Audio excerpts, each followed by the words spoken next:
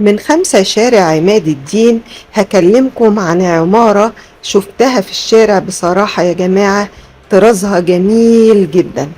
العمارة دي أعتقد مبنية سنة 1928 أو ما بين العشرينات والثلاثينات، والعمارة دي عمرها قرب على 100 سنة، يعني قربت تدخل آثار. العمارة دي اللي عرفته عنها معلومات بسيطة جدا، معرفتش عنها معلومات كتير بصراحة، بس كل اللي عرفته عنها إن هي كانت ملك لجماعة يونانيين، كانت ملك للخواجة جابس والخواجة جورج أزاريدس، وأعرف إن في واحد مصري اشتراها من الخواجات دول اليونانيين، واعرف ان هو باعها لاصحاب الفندق اللي موجودين فيها دلوقتي، وهو فندق لوريس. زي ما احنا شايفين انا حبيت اصور لكم العمارة من جوه، مدخلها والطراز بتاعها اللي مبني عليها. زي ما احنا شايفين العمارة يا جماعة تحفة معمارية من جوه جدا وشيك وقيمة جدا. ده المدخل بتاعها اهو زي ما احنا شايفين.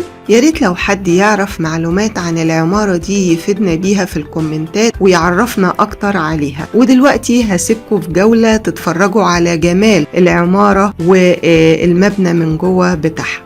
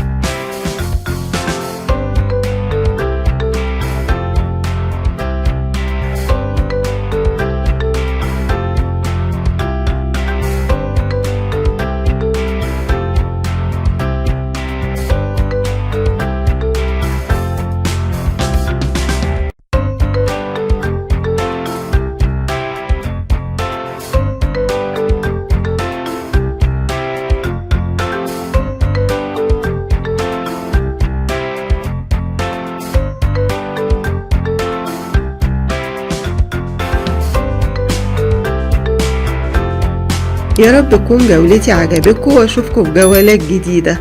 باي باي.